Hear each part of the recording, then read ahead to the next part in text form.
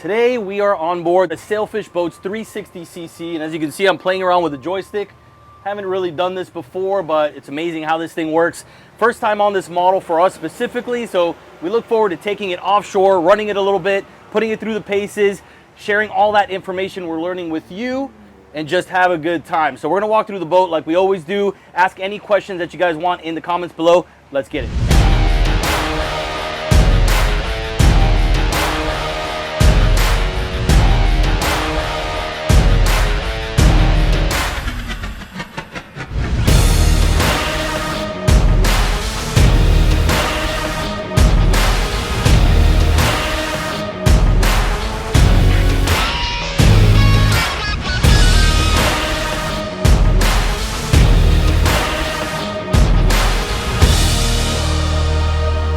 So we got a storm right behind us, as we've had almost every day for the past like 2 months. So we're gonna try to run offshore, see if we can see a little bit of the performance numbers, how the boat runs. It's pretty calm. Maybe the storm will stir up a bit of wind and give us a little bit of chop to work with. But we do have the Seakeeper Rides on this boat, which obviously make a huge difference, and can't wait to see what it does on this 36 footer.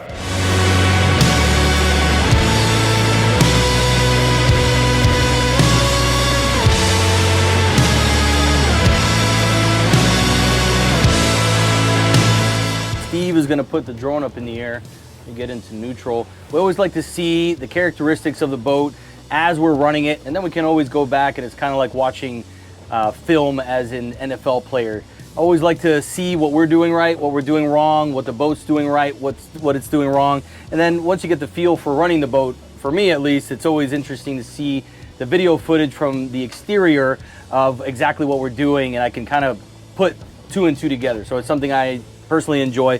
And again, it's just trying to gain more experience on these boats, to have better conversations with you guys, and really knowing what the boat's doing, what I like, what I don't like, when we do have that one-on-one conversation after the fact. So we're gonna run the boat a little bit. Steve, let us know when you're ready. All right, bird is in the air. So it takes a skilled pilot to be able to fly the drone like Steve Momot over here. Been friends for a while. Steve, what do you got going on, man? Talk to us. What's up with you lately? Yeah. He does some crazy sport fish video shoots. We partner up from time to time when we do some of our stuff. He's really good at what he does, so it's nice to have him on board. We always joke around and have a good time while we do these. So Alan's lying. He hasn't called me forever. This is like the first time in years he's actually asked me to work with him. So it's not our fault. It's the you know. Oh, okay. All right, I'm good when you are. All right, let's go ahead and get it up on plane. The first thing I noticed is that there's really no bow rise on this boat at all. Might have something to do with the Seakeeper Ride, but literally no bow rise. It hasn't adjusted at all, and we're obviously on plane doing about 32 miles an hour. Steve's bringing the drone right there ahead of us, going off to the port side. Turned off the Seakeeper Ride just to see what the difference is. Not a huge difference. I believe it's a 16,000 pound center console. You can see you turn this onto auto mode.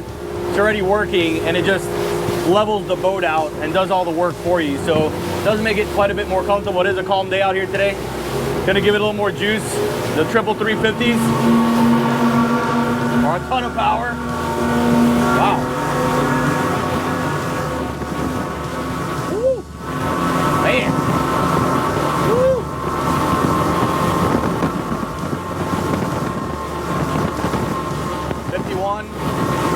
Dang, feels like we're doing a lot more than that, but That's the wind. yeah.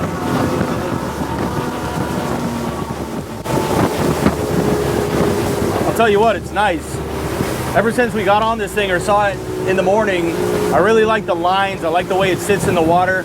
Usually what I start analyzing when we get to one of these sea trials. Before you jump on the boat, you usually get a good idea of how the boat's gonna do, depending on, you know, how it's balanced out, the CG, you know, and if they got those things dialed in, and it really looked nice, you know, from the first thing in the morning. We did a shoot from another boat, saw it running from the exterior, runs fast, it's a heavy boat, it's solid, and it really feels like a Cadillac with these Seakeeper Ride units engaged. All right, so I was looking for some performance information here. Vessel fuel. All right, there we go. So right here we're registering 34 miles an hour, doing 1.13 miles per gallon. Again, this is a big 36-foot boat. So I would expect a 1 mile an hour, a 1 mile per gallon to be actually on the good side. Pick up a little bit more speed here. We're right at 1 here, doing 36 miles an hour. Let me give it a little more trim.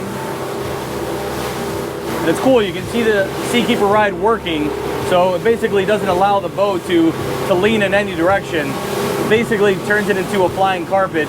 Really just going straight, no left to right, you know, pitch or roll. Seakeeper Ride system have really revolutionized the industry.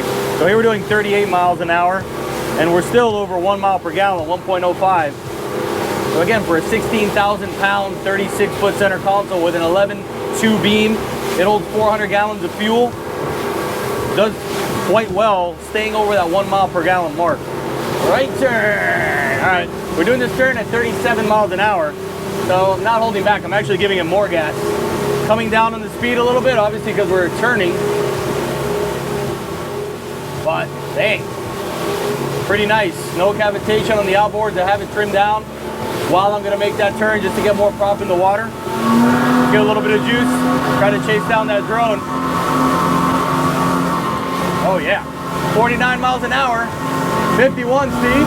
You see the drone right there. Whoa, dang, that drone can move.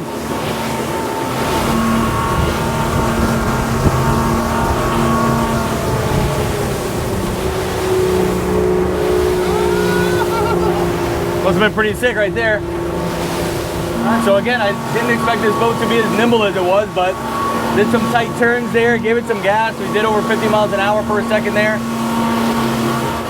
You're hearing the Yamaha scream a little bit, but plenty of power, more than enough power, obviously, for this 36-foot center console.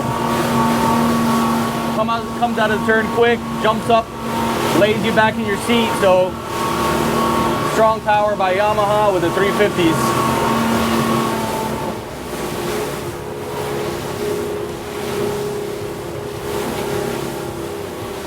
Kind of nice too. They have this this little step-up thing. So it is a large console, I noticed, but they did create that step for you to be able to be, you know, up and above the console while you're navigating the boat as the captain. And then the chairs are set in the right position, so you can comfortably sit back right here and see over the bow perfectly fine. So for the long trip, you can put this thing on autopilot, let the thing do what it's supposed to do on its own, very comfortably.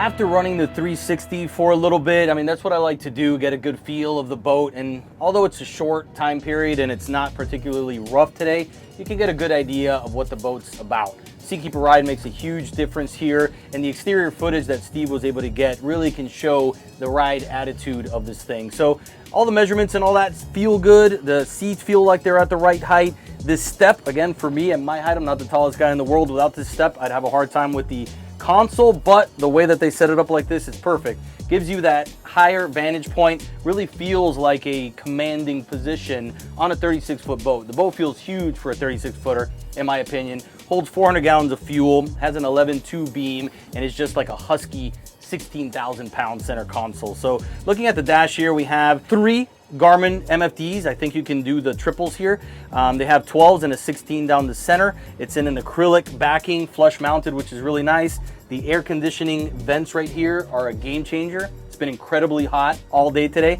We've been here since 6:30 a.m. It's about 4.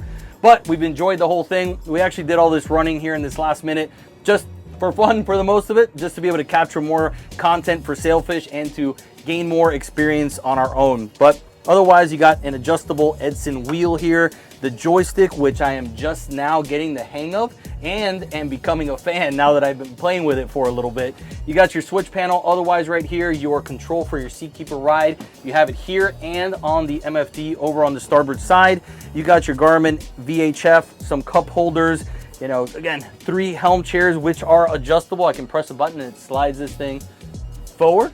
You know, otherwise, really nice, oversized hardtop, large enclosure with storage in the front of it as well. You can throw your keys, your phone, your wallet, things that you don't really want on you if you're running around in the boat. You got your Yamaha view up here, switch panel for some topical lights for the hardtop, 2 storage stations, and a little vent in the front there that you can open up to let some natural air get into you if you're not running the AC. You got triple Yamaha 350s on the back. We were pushing this thing a little over 50 miles an hour and doing over 1 mile per gallon at high 30s, almost 40 miles an hour. So great power for this outfit. This is again an 11.2 beam. It's a wide center console. On the heavier side, not in a bad way, it's husky. And here we have a starboard side door, so it's easy to get on and off the boat. You have a ladder on this side as well. Garmin head unit for the sound system and freshwater shower. Otherwise, again, if you're not using the whole side door, this is a great spot to get in and out of the boat. You got some 30-degree vertical rod holders here as well. Then you close this thing off and then get into the cockpit area. Here, again, you have a lot of space in here. Pop this seat out and it's a great spot to make that long distance run with 2 or 3 people. You have another one here on the starboard side. And then the third one is the rear facing mezzanine seat. So pop this up right there. And you got really a nice entertainment spot where you can sit back, relax, listen to some music while the kids are jumping in and out of the boat. Let's take a peek into the bilge area. Always like to see what they got going on here. Got a holder for the table. You got a custom sea chest here down the center for the live well, and then a pretty good size finished bilge and access to be able to get back in there and work on your pumps if you need to troubleshoot anything. Close this thing up, and on the port side, we have a live well here, which is about, I would say, 35, 40 gallons if I had to guess. Pretty deep and decent size. That's the only one I see on the boat right now. And you have your whole side door, which opens inward. And then once you open that up, you get this ladder actually deployed. Drop this back onto the ground. Get your ladder, throw it in, enjoy a day out on the water. You actually got a handle that lifts up, drops in place to make it a little easier to get in and out of the boat. Then when you're done, you don't have to get the ladder and actually go hide it in the console or anything like that. It just goes right in place, right where you need it, when you need it. Close this thing up, close the whole side door, and you're good to go. So working our way forward, right in front of this mezzanine seat, you got 2 compartments here. Oh, there's actually another live well. This one I would say was like 25 gallons and a sink over at this side. You can pop this little cleaning station out of the way, pull the sink up if you want to use that, and then it just kind of tucks away and hides so you don't even see it. So I actually read on the specs that this boat comes standard with 34 rod holders. Don't hold me to that, but that's what I saw online. So you do see quite a bit of them on the cap. You have white powder coated piping right here, and you have a sunshade that tucks away right into that hard top. So when you do open these seats up, you got that direct sunlight from up above. This thing will provide some shade and lower the temperature down a little bit. Besides that, we got 2 fish boxes, port and starboard. I'll crack this one open. It's actually good size for this size boat. It's got some depth to it and a lot of length. I would say that's 6 or 7 feet easily. They are insulated and macerated, so you can pump any bloody water from a day of fishing off and out of the boat. Nothing goes into the bilge. And we will work our way forward. We have a refrigerator here on the starboard side. Nice to be able to throw some drinks, some sandwiches in there so they don't get soaked in a cooler.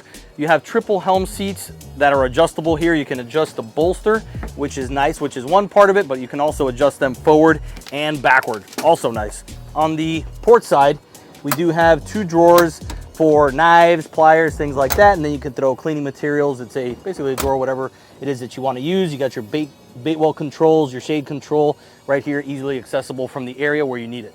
One thing I noticed that we missed up here is kind of like this skylight in the middle of the hardtop. You can open that up if you want some sunlight to come in, maybe a little bit of air. They do have some Rockford Fosgate speakers around this hardtop as well, throwing that sound downwards, and they got speakers throughout the boat as well. So I imagine this thing sounds incredible when it's underway. Working our way out of the console, just looking around, again, we got more Fosgate speakers. We got storage that they integrated into the liner, so it's a great spot to throw flip-flops and things like that, dock lines, things you want easily accessible, but you don't want flying around the deck. They have a grab handle here, which is just nice when you're working your way up. And then again, more storage. You got USB connections there to charge your phones, cup holders throughout, another Garmin head unit to be able to control the music from here, more rod holders, a nice lounger up in this area. And then I'm gonna pop this thing open, haven't seen it yet. This is basically what looks to be a large insulated cooler as well. So you could use it for multiple purposes, you know, running things with ice if you want to throw fish in there. I'm sure you can do that. Not sure if it's mass rated, but it could also be used as dry storage, which you can never have enough of. You have great forward seating here, a table that's on an actuator. You can put it in this space to be able to lay out and relax in this area. You can drop it down and get the cushions out of the way to create an opening up towards the bow, or lift it up to turn this into a nice dining space. Did notice this right here. This combing bolster kind of pops out to create a backrest, so you can sit back, relax, and enjoy the ride from this area. You are pretty deep in here. It does have a nice large bow, so you can have your kids up here and not feel like they're gonna go flying out. They do feel protected at the bow of this area. On top of that, you have a little storage underneath here just for additional goods, and then access to that actuator that brings your table upwards and downwards. All right, testing out the lounger. So good space, you can fit two people here, no problem. You got retractable armrests as well, so it does kind of keep you in if you're running at a higher rate of speed, but comfortable upholstery. I like how they recessed it a little bit so it doesn't seem so bulky. This stuff is 2 or 3 inches thick, so they did bring it down just to give it that smooth finish. Finishing up here at the bow with the anchor locker. Open this up, all the hatches are finished underneath, they're gas shocked, and you have a windlass here that you can control either in this area or back at the helm. Disconnect it, and then you don't have to break your back, you know, lifting your anchor up, which is usually quite a task after a full day of either fishing or just hanging out with your friends and family.